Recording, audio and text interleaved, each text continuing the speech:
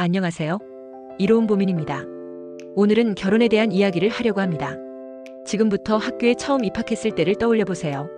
새 교실, 낯선 친구들, 그리고 처음으로 만난 선생님.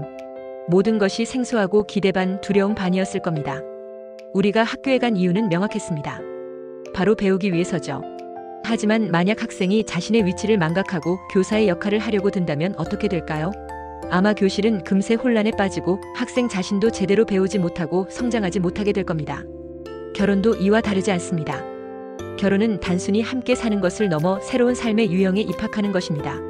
마치 학교에 처음 발을 들이는 것처럼 결혼은 배우자와 함께 부부로 성장하기 위한 첫걸음이죠.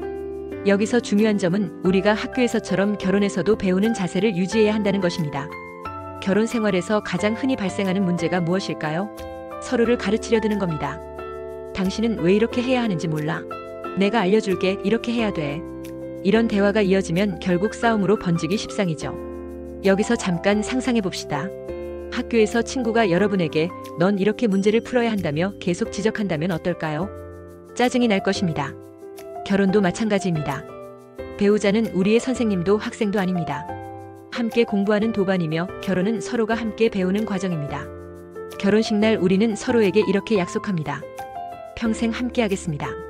하지만 그 말 속에는 단순히 함께 살겠다는 의미만 담겨 있는 것이 아닙니다. 결혼은 부부가 되기 위해 함께 노력하겠다는 약속입니다. 혹시 퍼즐을 맞춰본 적 있나요? 퍼즐 조각 하나로는 아무것도 완성되지 않습니다. 하지만 여러 개의 조각이 모이면 하나의 멋진 그림이 완성됩니다. 결혼 생활도 이와 같습니다. 각자의 개성이라는 퍼즐 조각을 맞추고 서로를 이해하며 그림을 완성해 나가는 과정이죠.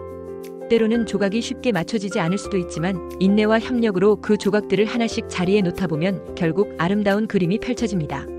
예를 들어 서로의 취미를 이해하려고 노력한다든지 상대방이 겪고 있는 어려움을 진심으로 공감한다든지 이런 작은 노력들이 모여 부부라는 이름을 만들어갑니다. 학교에서는 매 학기 새로운 과목이 주어지듯 결혼에서도 매일 새로운 도전이 주어집니다.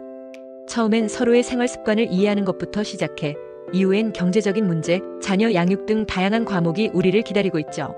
만약 이런 과목들이 시험 문제라면 여러분은 어떤 방식으로 풀어나가시겠습니까?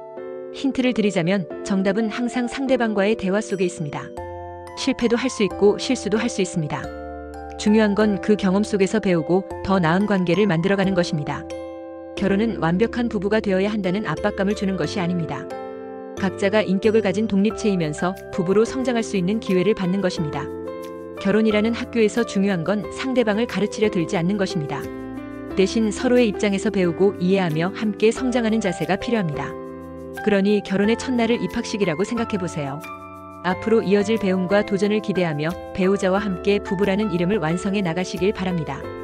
혹시 결혼 생활이 어렵게 느껴질 때 학교 다닐 때의 자신을 떠올려 보세요. 그때처럼 배우는 자세를 잃지 않는다면 어느새 부부라는 과목에서 높은 점수를 받을 날이 찾아올 겁니다. 여러분의 결혼이라는 학교 생활 응원하겠습니다.